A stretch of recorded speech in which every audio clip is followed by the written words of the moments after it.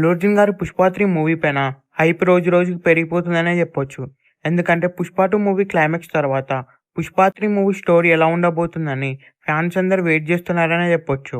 ఈ movie release అయిన తర్వాత ఈజీగా డే 1 300 క్రోర్స్‌ని గ్రాస్ చేస్తుంది. అలాగే లైఫ్ టైమ్ ఈ మూవీ 400,000 క్రోర్స్‌ని గ్రాస్ చేస్తుంది. ఎందుకంటే ఈ మూవీ పైన హైప్ నెక్స్ట్ లెవెల్‌లో ఉందనే చెప్పొచ్చు. ఈ movie shooting next day start అవ్వబోతుంది.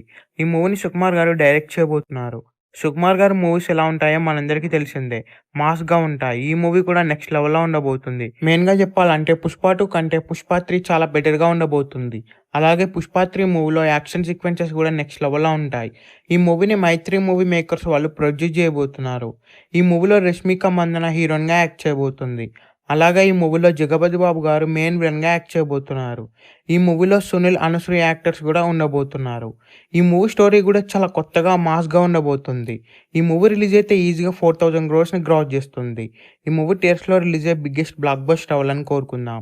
ఈ వీడియో మీకు నచ్చినట్లయితే లైక్ చేసి, షేర్ చేసి ఛానల్